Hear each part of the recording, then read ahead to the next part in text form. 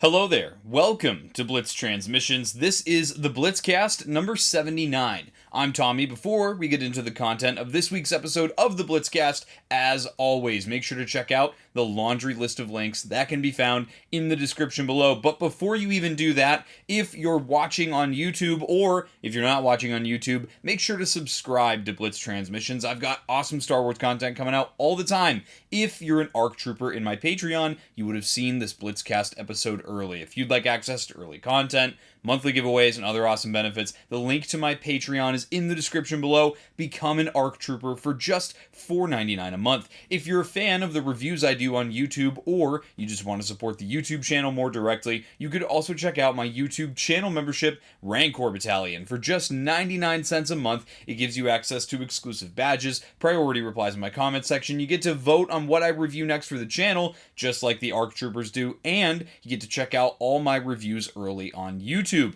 If you'd like some Blitz Transmissions swag, like nothing, because I don't have any Blitz Transmissions merch around me right now. Oh, hey, I got this hat right here, this Blitz Transmissions trucker hat in the black and white colorway, as well as other cool merch. Check out the Blitz Transmissions Armory over on Printify. Link to that is in the description below, as well as links to the Blitz Transmissions Discord server. You can check out links to my Instagram, my Blitz Bounties Instagram, my X, my TikTok. You could email me at blitztransmissions@gmail.com. You could also check out some other links to some of my good friends and supporters like CARBONITES, Cube Squadron, Sarlacc Digest, and Shadow Knows Network. That's it. That's all I've got. We'll see you next week, guys. How we doing? Welcome to another episode of the Blitzcast. This weekend, it's the bachelor pad over here at the Blitz household because Jen is off. She's out of town this weekend for her bachelorette party. We are getting married in just a little over 2 months now, which is kind of crazy to think about. But because of that, Cody and I, Cody the dog, have the house to ourselves. This podcast was supposed to come out yesterday, but work, I'm going to be real, guys, work has been kicking my ass recently, and I just went to bed. I was just super tired. I ended up just going to bed last night. I slept like 11 hours, caught up on some sleep. Somehow today, right now, I still have a headache.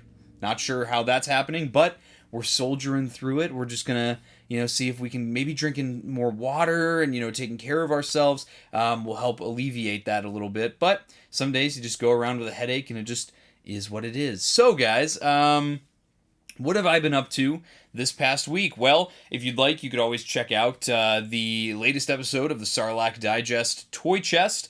In that, we talked about some of the newest reveals in Star Wars Toyland and stuff at the Disney parks that are coming up here. So, interesting stuff there. Always great conversation over with Darth Moocher and Scott Solo from Sarlacc Digest, as well as Alexander Storm from Shadow Knows Network. So make sure to check out those episodes every Monday at 8:30 p.m. Eastern Time live on Sarlacc Digest's YouTube channel. You could also check out, I decided to finally jump on the trend of posting on X after I watch the latest episodes of the latest Star Wars series, giving my brief thoughts and my rating of the new episodes with some little pictures that I took, when I was watching the episodes there, and then sharing it around. So that actually did pretty well for my social media, so I'll probably do that again. I also shared a little short this week for my little ear, my Clone Wars kid ear, caught that Two Boots, the sound that he makes when he's flipping and jumping around is the same sound that the commando droids make in the Clone Wars show. And as a kid, I always distinctly remember that sound. I always thought it was super cool. So moving on, we had a couple reviews come out this week. 2 new reviews, one being for the Vintage Collection Imperial Remnant Stormtrooper 4-pack by Hasbro, and then additionally, this guy right here, the May the 4th Be With You Stormtrooper from the Black Series by Hasbro. So you could check out both of those reviews out now on the channel. You could also check out a really, really cool new series. New series alert on Blitz Trend. I don't know if you could hear that. Those were some sirens that just went by the house out the window here. But other than that, what I was saying was there's a new series alert hence the sirens on Blitz Transmissions. Every Friday now, I'm going to do a new weekly series called the After Action Figure Report. I put a lot of effort into this new series, a lot of thought went into it, how I wanted to do it. I mean, there's so many series out there on the internet space, whether it be TikTok, blogs, Facebook groups, YouTube channels. There's so much out there where it's just, listen to Guy talking about Star Wars toys. So I wanted to make this as uniquely my own as I possibly could, and I'm really happy with it. I'm really proud of this first episode. Make sure you guys go check it out on YouTube. That's where I posted this first one. I'll just be covering Star Wars toy news every single week, giving some sort of main story every week as well. Something to focus on every single week. If that way, if there's not a lot of news, we have just our main story. I can put a little more effort into it, and I had fun on this first one. So hopefully, we have just as much fun in subsequent episodes here. So, moving right along, other than that, you can check out all that on YouTube. I have some short form stuff on TikTok and on Instagram as well. But other than that, guys, we had a couple things happen this week. We had another new trailer for The Mandalorian and Grogu. Tickets went up for The Mandalorian and Grogu this past week. We actually have some news to discuss. So I did buy tickets. I bought a bunch of tickets for one of the showings at my local movie theater on the opening day, on the Thursday, the weekend that it opens, Thursday, May 21st. I'll be going, and I'm going to be going with a bunch of friends, some family. Really excited to bring my soon-to-be nephew, who is about 6 years old, over with us to go see this movie. Jen's coming along as well. And we're going to be my future brother-in-law, my dad, my brother, my grandpa, some other family friends. It's going to be fun. It's going to be a good time. I'm really excited to, be there and watch my soon-to-be nephew experience his first Star Wars movie in the theaters. It's it's a big moment being a kid, seeing your first Star Wars movie in the theaters. But yeah, tickets went up on sale. So if you have a theater in your area that's going to be showing The Mandalorian and Grogu, you could check that out. Go buy your tickets. I know there are still plenty of tickets available at my local theater. But I'm super stoked. I'm really, really excited. And then additionally, we also had, like I said, our final trailer for The Mandalorian and Grogu. So this trailer kind of really showed a lot. We got a lot more Embo. We got a lot more of some of the stuff we kind of knew was already coming from previous product reveals and such. One being the Stap. We get to see Mando and Grogu ride a Stap. That is super cool. And I really am excited for this movie. I think there's a lot of reasons I'm excited for this movie. One, obviously, being just the idea, the very concept of Star Wars in the theaters is just an exciting, notion. I think that it's been a while since we had Star Wars, and Mandalorian is pretty well received across the Star Wars fandom. Most people like Mando. So I'm excited that I don't have to go into it thinking about, this possible controversy and all that, but that's just fandom nowadays, though. Everything is controversial. Everything is either woke or sucks or is, not sensitive enough, and you just can't win. So I just choose to, ignore all the stupid things that I don't care about, and I just, do my own thing. But yeah, the trailer looks great. The movie looks like it's going to be a lot of fun. Emphasis on the word fun. I think we could all use more fun and positivity in our lives. But yeah, I'm super glad that I got tickets. That was a super smooth experience. But I hear that there's another event that's coming up that maybe won't be such a smooth experience. And that is getting tickets for Star Wars Celebration 2027. So guys, the Lucasfilm also announced this week, Star Wars Celebration 2027, which we already knew from Star Wars Celebration Japan last year was going to be in Los Angeles. So the tickets they announced are going to go on sale May 6th, so 2 days after May 4th, I believe. May 6th is a Wednesday. Let me check my calendar here. I believe, yes, May 6th is a Wednesday this year, so that is going to be when those go up. and I hear that it's going to be very difficult to get passes at all. Let alone, securing 3-day passes. I don't know what pricing is like. I don't know what to expect. I don't know, how it's going to go down. So I really need to do my homework over the next couple weeks here. Maybe I'll keep in touch with you guys. I know that a great resource when it comes to like Star Wars Celebration is the Sarlacc Digest guys. I highly recommend going and, taking a look over at their YouTube channel, because especially they've been to Star Wars Celebration before, all of them, like, recent ones. I think they went to the one in Anaheim, but they are very well versed in, how things go down, especially down in the LA area. They're all native to that area, so they'll be a great resource, not just for me, but also for you as viewers. I know that they actively cover all of this stuff too as it comes out. You can also check out our Syndicate Discord, where those guys are all there, especially like Darth Moocher, always there if you have any questions, and they frequently go live, and they'll always be around to answer questions on most of their social media. So I would say go talk to them if you have questions. In addition to that, though, I will say that I from what I've heard, I have reason to be a little nervous about being able to get tickets at all. I think it's like multifaceted. One part of it is that this is the first celebration in the US in like almost 5 years, because we had Star Wars Celebration Japan in 2025. We had Star Wars Celebration Europe in 2023. There was no Star Wars Celebration in 2024. And then I don't remember if there was one in 2022 either.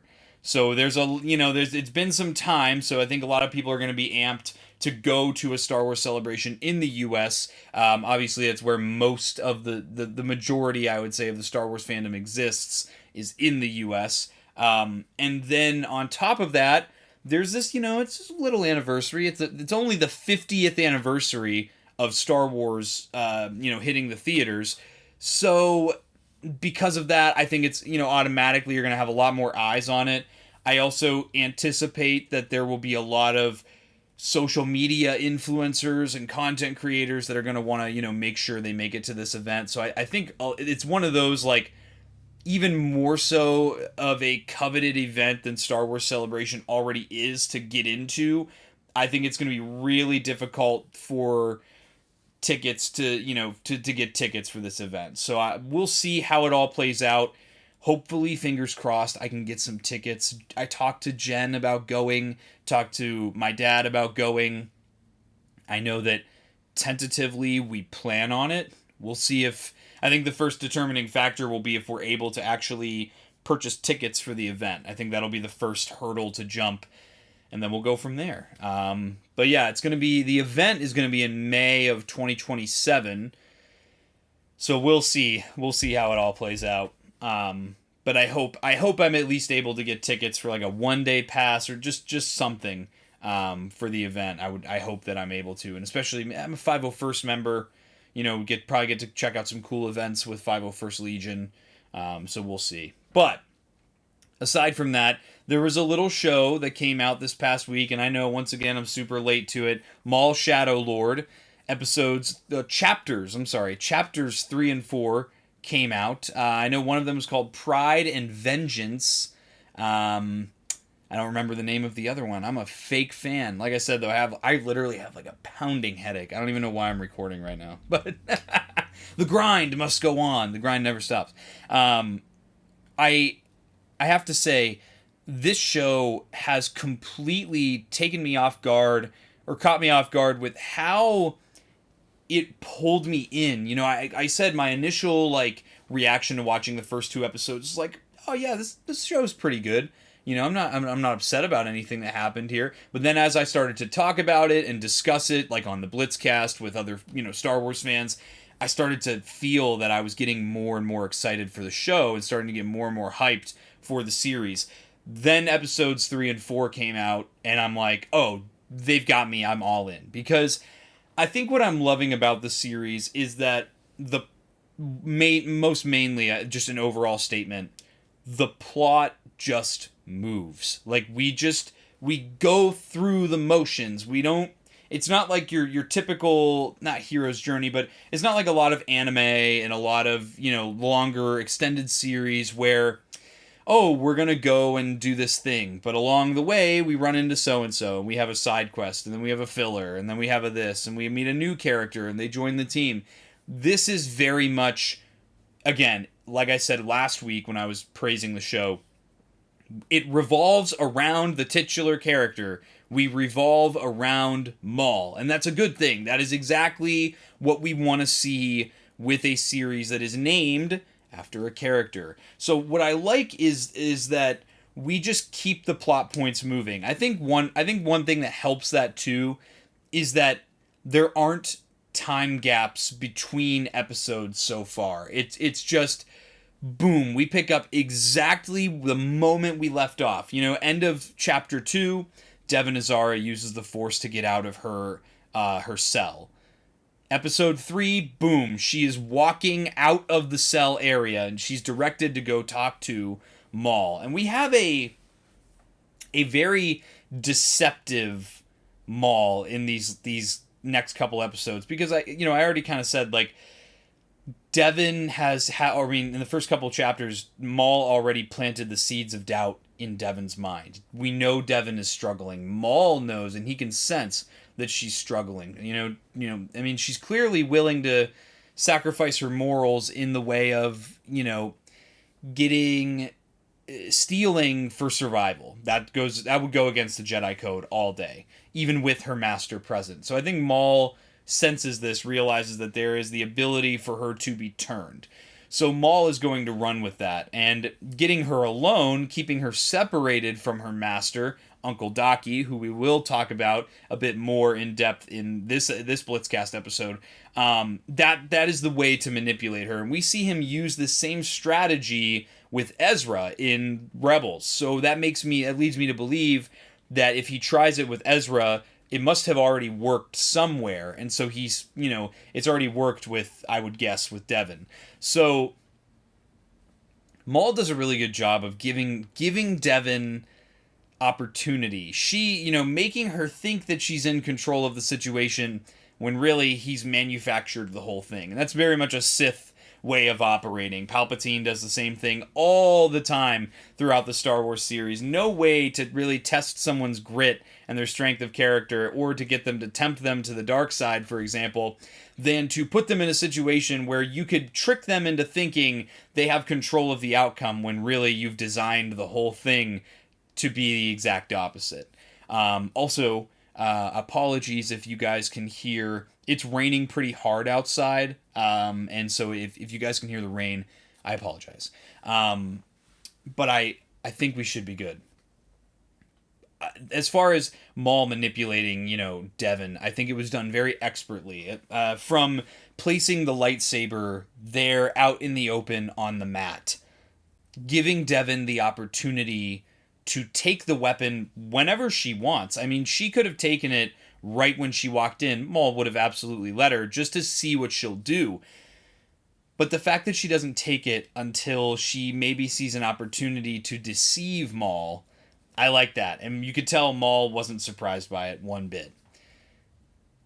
I like that Maul gives her a very convincing different perspective. And while I think that different perspective didn't really work on someone like Ahsoka in season 7 of the Clone Wars, and that is mainly because Ahsoka is just, at this point in her life, she's seen so much and been through so much that Devon probably hasn't, that it gives her this more resolute sense of, what Maul is trying to do.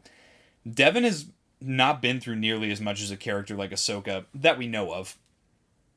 So it's safe to assume that she can more easily be swayed. I like that Maul, throughout the 2 episodes, says things to her like, I was an enemy of the Jedi. They were never able to kill me. Why don't, if you believe so deeply in the Jedi Order still, strike me down. Do as you must. And Devon never does, but I think, again, we see more of the seeds of doubt that have been planted. And I like that I can see where this is going, but that the series is taking the time to flesh this out and develop it and create this situation over time. We'll come back to Maul, and like I said, I want to talk about Uncle Docky and all that. But what I do want to jump a little bit more deeply into is what I said before. I like how the plot keeps moving. So Devin ends up, battling with Maul. It's more of a psychological battle than it is a battle, between clashing sabers.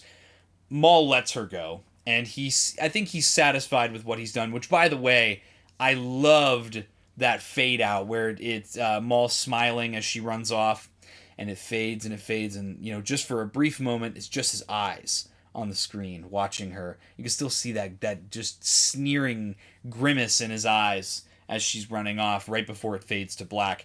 That reminded me a lot of, and I can't for the life of me remember which old cartoon Disney movie. For some reason I think of the evil queen from Snow White, with the eyes just in the dark, and it fades just to the eyes before it goes to black. But that was exactly what I thought of from that old film, compared to now. I really liked that shot. It really stood out to me. Like I said, though, what I love about this is that watching. I turn around, my lights are dying. I need to charge my lights on my shelves. They're very dim now. They weren't this dim when I started recording. Squirrel. Anyway, back to Maul Shadow Lord. I love that the plot with what Maul was trying to do keeps moving, namely with the Pikes. So in the first couple episodes, Maul eliminates smaller, leaders that betrayed him after the Clone Wars, being Nicodemus, and now he has control over Vario. And Vario is a puppet of his now, feeding him information. He's useful to Maul, so he will remain alive. Maul will absolutely kill him, though. I think that Maul knows ultimately he can't trust Vario, and once he has used Vario, he will kill him. But he continues to use Vario to find out where Marg Krim is. Marg Krim is the leader of the Pike Syndicate, and they go to Obadiah to deliver some spice that was destroyed, apparently, during the conflict between Vario's gang and Demus's gang. Or so that's how you're led to believe. Because then we have just the extra layer, and that's again what I love about this series so far, is that there are so many layers. There's so much to look at in this series.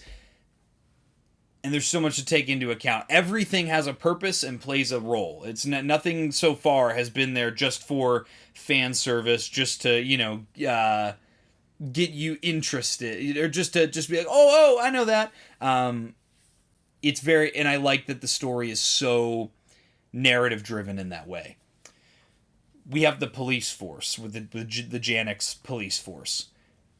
They're in way over their heads, and we have actually a conflict, and a little bit of infighting between Lawson and Two Boots, and we do get hints that they do have a connection, and obviously even through his programming, even though he's a droid, Two Boots obviously does care for Lawson, because we see that framed hologram image of them together at, I'm assuming, something like a crime scene, or at some point they were on the job together, a little action shot that's at his desk. Obviously he has some sort of care for Lawson, but Lawson has his own struggles as well as the detective here. So Lawson is dealing with family struggles, which we did pick up on that in the last couple episodes, but now we see through conversation with him and Two Boots, which was very cleverly placed, may I add, that they're no longer together, because Two Boots refers to Lawson's wife as your former wife. And that kind of plays into, it sounds like, Lawson and her couldn't get along anymore. Lawson and his wife, they had to split up because she started working for the Empire. And it's this misconception that obviously I wouldn't expect a droid to understand. Logically, it makes sense in this situation to call in the Empire, because already the Janix police force is in way over their heads. I mean, we saw in the first 2 chapters, Maul and his gang break into the department, kill multiple Janix officers, destroy a ton of their police droids, and break out with 2 prisoners.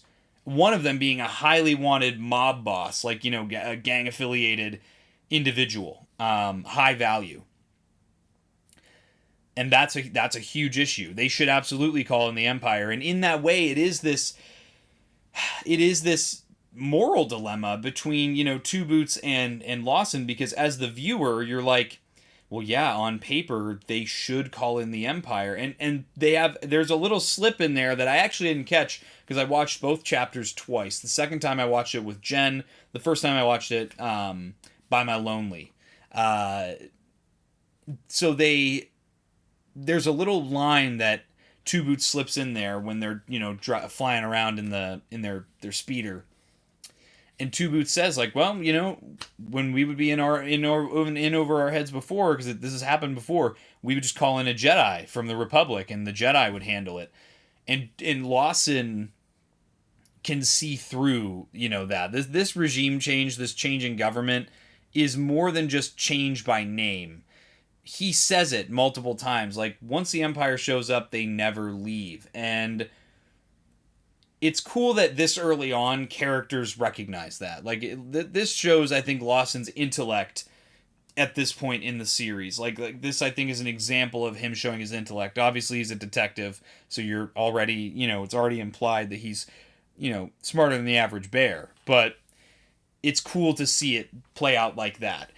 In the same way, though, again, I can see, like, at face value, not looking, pay no attention to the man behind the curtain type thing, it is exactly the same. The Empire has their Jedi hunters, and again, little references. I love going back to Maul and Devin. When Maul is talking to Devin, have you even faced the Jedi hunters before? Could you even face them? And Devin kind of gives him that pushback, and they have that back and forth. Maul sees right through Devin. Devin's trying to put up this facade like she can handle Maul, and it's kind of funny to see this parallel in that way where Devin is denying reality, thinking that she can stop Maul and, just continue to exist the way she has.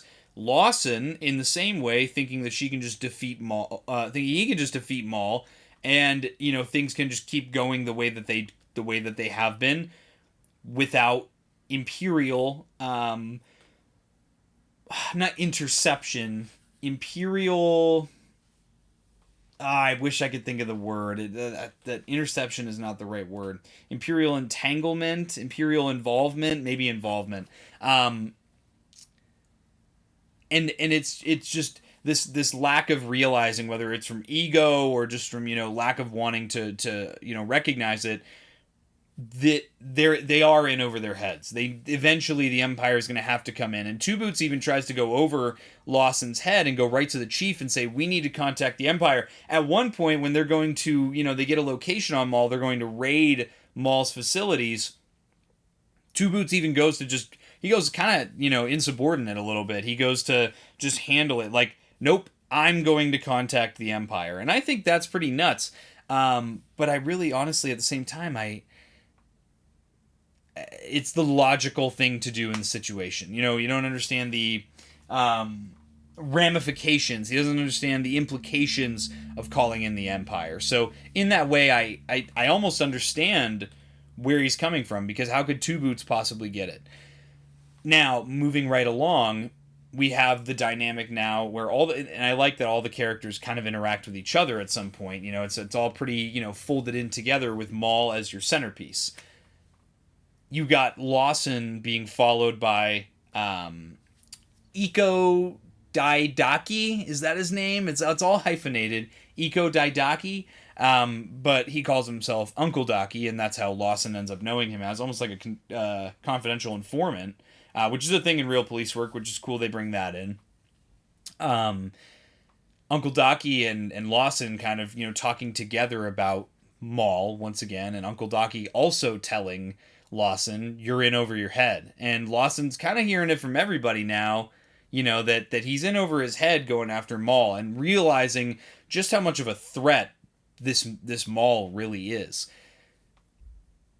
And we see that also in the interaction that Two Boots and that other Janix police officer have, where they catch the Pikes and Vario's guys going back and forth at the spaceport, And then the Sahdow Collective members, led by Rookcast, come in and they destroy the Pike spice shipment, and they disappear without a trace. This, whereas the Janix police force could handle the Pikes, the Janix police force could handle the local gangs, it's this much more coordinated effort from the Sahdow Collective, or what's left of it at this point, that gets everyone to realize, especially Two Boots, like, we can't handle this on our own. So I like that it logically, it does make sense to call in the Empire, but is that the right call in the long term? And that's the conflict that we see a lot of characters having on Janix here. And then, of course, we get the absolute classic, the police dad is busy working, so he misses his son's game, which someone pointed out to me that it's obviously very much like lacrosse, but the tops of the sticks they carry is actually a prop from Anakin and Shmi's house in episode 1, The Phantom Menace. It's like hanging on the wall. It's like some sort of wall decoration, and I thought that was really fun. That was a little fun little tidbit sidebar there.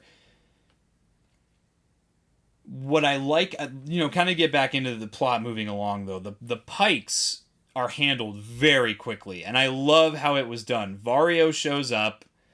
I noticed he's got a blaster when they're flying into Obadiah, and I actually thought to myself the first time watching it, I was like, that's bold to give Vario a blaster, knowing that he is not working with you guys willingly. And Vario shows up, and then Maul shows up as well, starts cutting down the droids and cutting down the Pikes. Vario stuns who we think is Maul, and what's crazy is it didn't even click for me that it wasn't Maul until they were carrying him in. I believe it was actually Icarus that they were carrying in, one of the Knight brothers in Maul's crew. When they were dragging him in and the hood was still up, I was like, oh, that is not Maul. But up until then, they did a pretty good job of tricking me as the viewer into thinking that, they actually did get Maul. I even if Vario did stun Maul, I anticipated that Maul was just gonna, and when he woke up, he would just get out anyway, right? So they get that was how Maul gets to Marg Krim. Very smart. Marg Krim sees right through it, pulls the hood off the Zabrak, sees that it's Icarus and not Maul. And as soon as he says that's not Maul, in comes Maul. And this is actually, as far as I know, this is the first time that I've ever seen that his lightsaber can actually separate on command. And that I thought was really, really cool. I really like that because you see with the toys and stuff, the lightsaber always comes in two pieces, and I've always only displayed it with the double-bladed look because I'm like, well, we've never seen that lightsaber do that. So other than making it split to fit it in the little vintage collection bubble, for example, whereas opposed to now they'll do what they've done with this vintage collection Marok figure from Maul Shadow Lord, where they actually have the bubble a little bit taller than it usually is, so they can fit that extended Inquisitor lightsaber. In the past, they wouldn't do that, with the Maul figure. But it was really cool that just little things like that, the nerd in me, thinks that's neat to see that the lightsaber does, it can be disconnected and then on command, he just twists it together. Reminded me a lot of playing with toy lightsabers as a kid, too. You'd get, customizable sets where you could combine two sabers together, and I always thought that was cool. And again, Maul is just relentless. And let me say, it was so cool how he kills Marg Krim.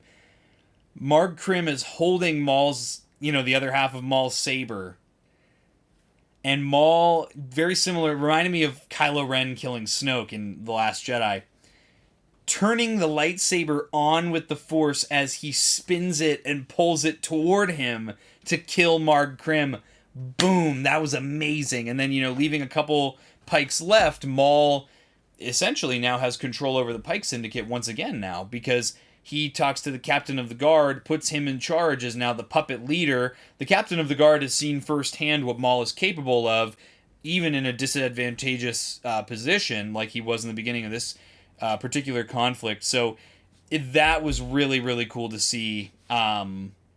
how Maul is very quickly, getting this message out there that he will kill whoever has betrayed him, and if you do not stay loyal to him, you will suffer the same fate. Boom. It's relentless, it's ruthless, and I love it. And it's just so Maul, and we've really just established like what was a subplot and what I thought was going to be like the main motivating plot line throughout the series. I mean, really, in the Way of the Pikes has been, because they're considered like one of the most dangerous syndicates in the entire galaxy at this point in the timeline. He's already found a solution to that. He's already the whole thing's handled now. He's gotten rid of the Pikes, he's gotten rid of Vario and Demas, and he's really made a name for himself. I'm back, and I'm not playing any games. And anyone that opposes me will die. There are no ifs, ands, ors, or buts about it. It was awesome. It was awesome, and I love that sequence. Now, moving on to, I'm trying to, rack my brain, see if I've picked up on everything. I think I have so far. What I really want to talk about is the raid, the police raid on Maul's base of operations on Janix. I love that first there is this attempt of diplomacy from both characters, between Lawson and between Maul. Lawson coming right out the gate and saying, like, I'm going to give you the opportunity to surrender. And you guys will be... I basically, this agreement between them, Lawson saying, I don't want the Empire here just as much as you don't want the Empire here. You will be charged under Janix law.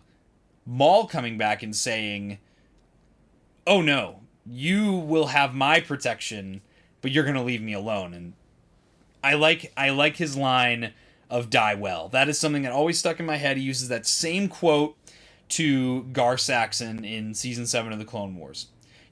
Lord Maul, we need your support. Die well, Mandalorian. And then, Gar Saxon gets captured by the Republic. Which I think ends up... I actually would like to see Gar Saxon show up in Shadow Lord as like an adversary to Maul.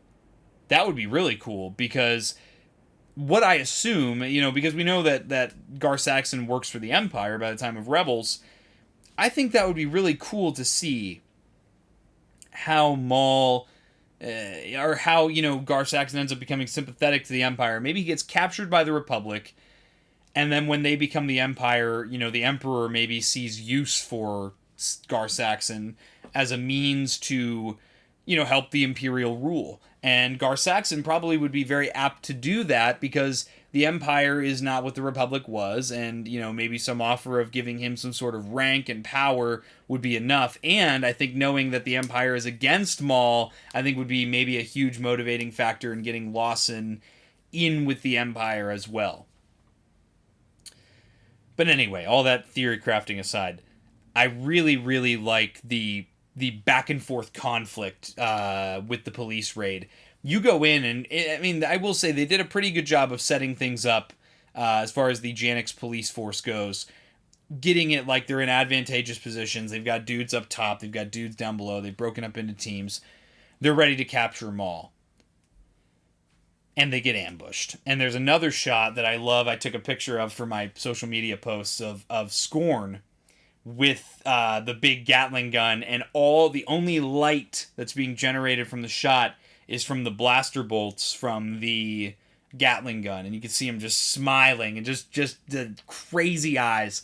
It was awesome. That whole battle is great. It's relentless. It's ruthless. You can feel the gravity of the lightsaber swings and the blaster bolts hitting people and droids, and it's all done very well.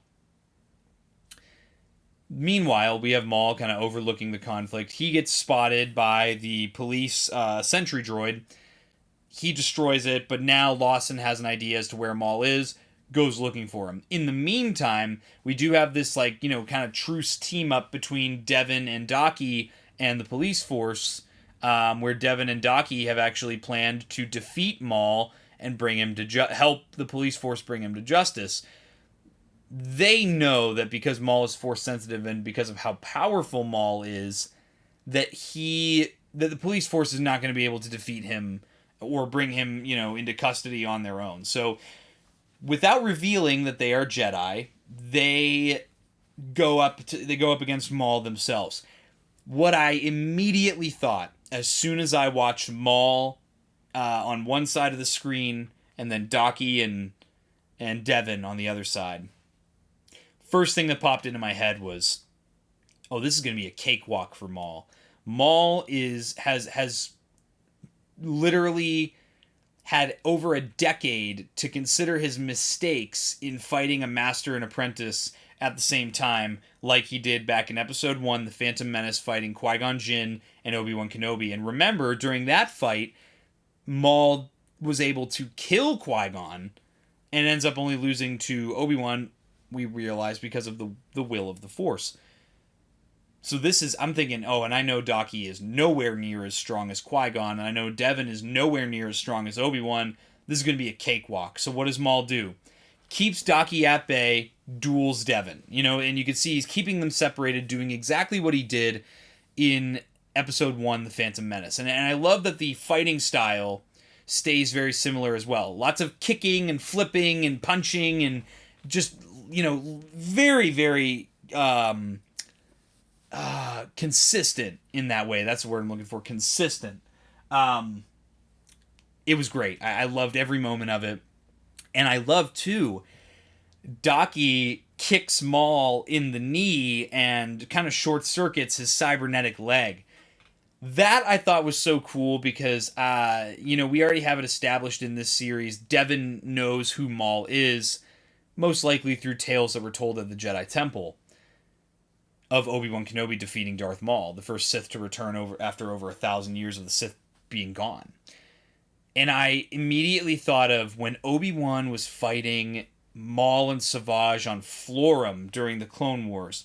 He repeatedly kicks Savage in the knee in the same way that Daki kicks Maul. And eventually, Obi-Wan kind of, breaks Savage's knee. Breaks Savage's knee.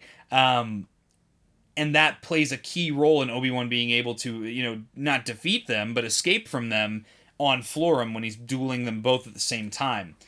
That was super neat. And I like to believe in my headcanon that Daki heard that from Obi-Wan at the Jedi Temple, or, at some point during the Clone Wars, remembered that and used the same move on Maul, and it worked. Maul, in turn, really injures Daki, kicking him off a ledge and him landing on a metal shipping container. And then Devin, stepping in and saving her master, Maul knew all this. Again, he's just toying with Devin, and I think that Maul purposefully doesn't kill Daki to create more turmoil and frustration for Devin, because now this is another thing for Devin to worry about, is Daki being injured now. And clearly he's not doing well, because towards the end of the fourth chapter, she has to sit him down against a wall because he just can't keep moving. And that to me is very interesting. Now what's cool too is, Maul ends up escaping, obviously, leaves them both alive intentionally. Lawson shows up, the battle had just, the duel had just ended, and, he hands one of them hands Daki his lightsaber. I didn't know you were a Jedi. And they bring up a good point of, yeah, why would we tell you that? Dude, it's in the rule of the Empire. We don't know who's friendly to Jedi. Almost, the galaxy isn't anymore. And that's another interesting dialogue that Devin and Daki have. We're Jedi. We should be using our powers for good.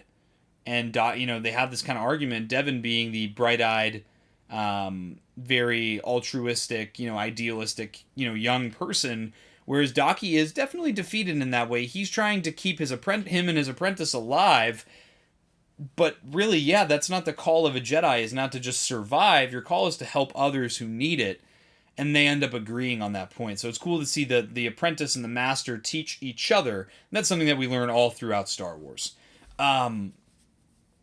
But at the end, I love the shared reaction of the imminent dread that all of our major characters share. Lawson, Maul, Devin, Daki.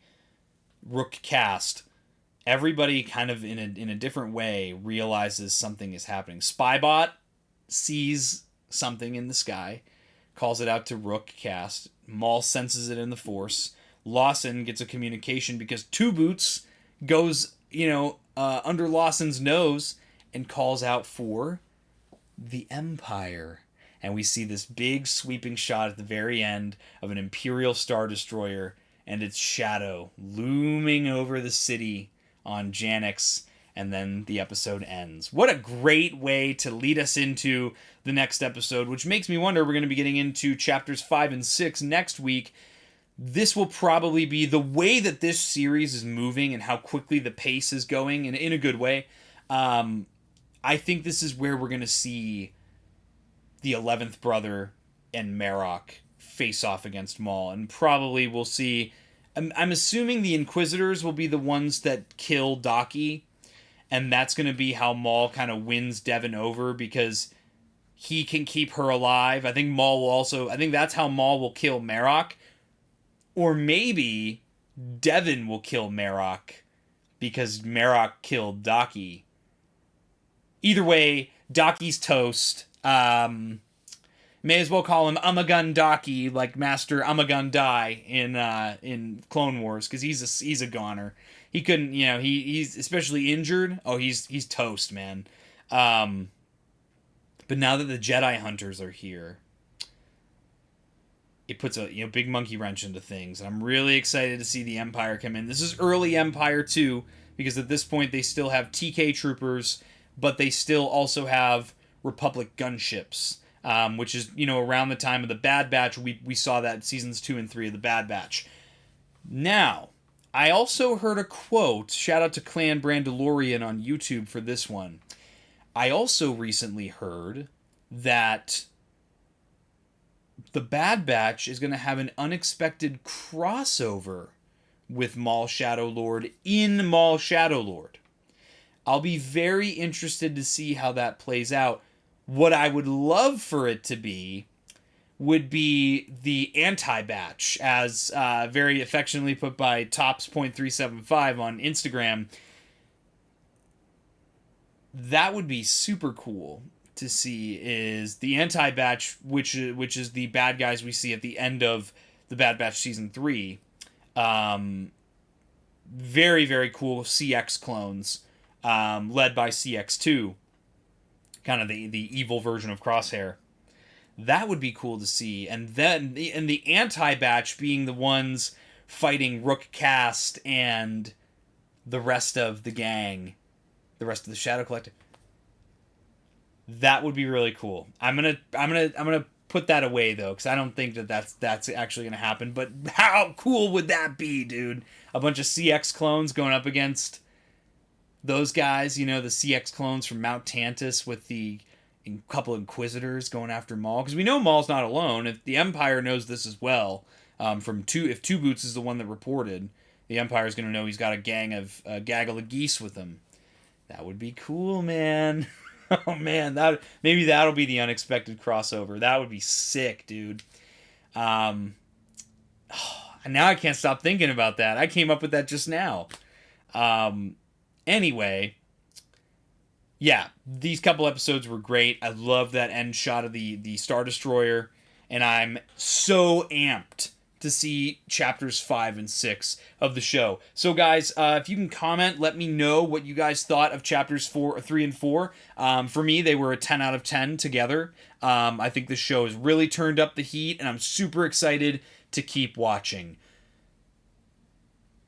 With that, I hope you enjoyed this episode of the Blitzcast. If you did, again, if you're not subscribed to Blitz Transmissions, you better make sure you subscribe, because I've got awesome Star Wars content coming out all the time. Check out all the links in the description below. I got a ton of videos to work on, a ton of videos to make, so I'll catch you guys for the next one. May the Force be with you. Breaking off. All units, fire at will. Squad 2, pick your targets. Too many, Captain. Watch your stabilizer, Gold 6. Anybody cover me. I got 2 vultures on my tail. Gotta hold them here. Watch your left. I can't shake them. I'm hit. Where's our reinforcements?